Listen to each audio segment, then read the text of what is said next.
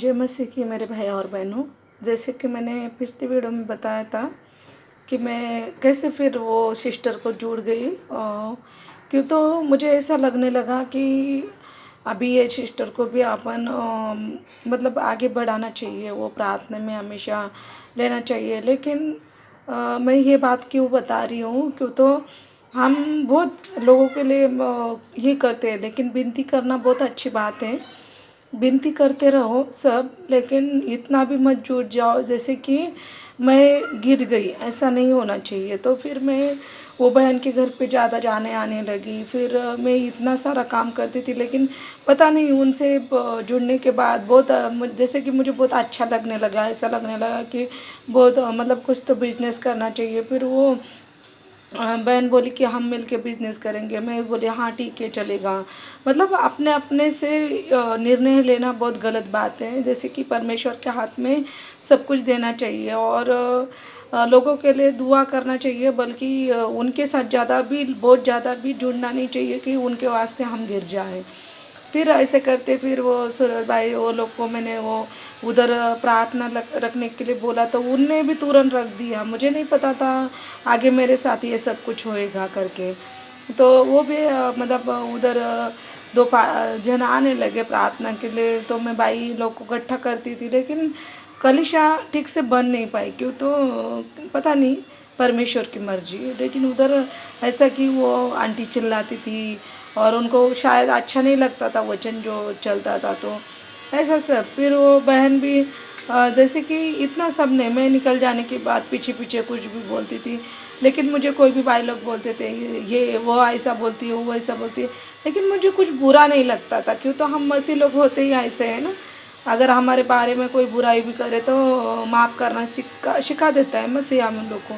तो वही होता था, मैं कभी बुरा नहीं मानती थी। मैं बोलती थी परमेश्वर उसको आशीष करे, धीरे धीरे बदल जाएगी। ऐसा करते करते फिर एक दिन ऐसा हुआ कि वो उसने प्रार्थना बंद कर दी।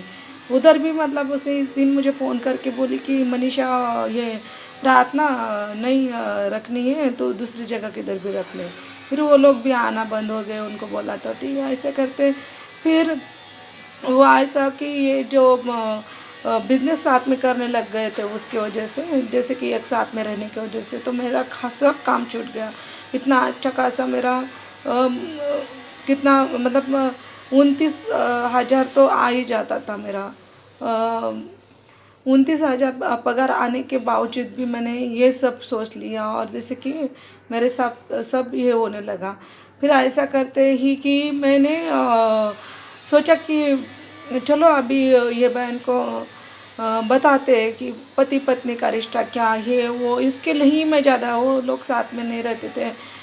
कभी कभी ऐसा लगने लगा ये लोग पास में आ रहे, तो बताने भी लगी कि हम बातें करते हैं, मेरा पति अभी लेके जाने का बोल रहा है। ऐसा सब चलने लगा तो मुझे अच्छा लगने लगा, चलो अपने जुड़ने से कुछ तो अच्छा भला हो रहा है करके मैं प्रार्थना करने लगी। ऐसा करते तो ऐसा हुआ एक दिन कि मुझे बहुत पैसे की ज़रूरत थी।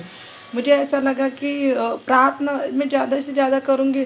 खुद का पेमेंट भी मैंने इतना तोड़ लिया, और बिज़नेस में कोई मुनाफा ठीक से नहीं निकल पा रहा था। वो साथ में कर रहे थे तो और ज़्यादा मतलब मेरा घाटा ही हो रहा था। किधर से भी पैसा नहीं निकल रहा था, खाली भांडवल डालते थे और फिर ये होता था। ऐसा करते करते फिर पैसा मुझे डिपॉजिट भरना है रूम को, और क्या करूँ कहाँ से लाऊँ, ऐसा मुझे कुछ नहीं सूझ रहा था। तो मैं बहुत सारी प्रार्थना कर रही थी।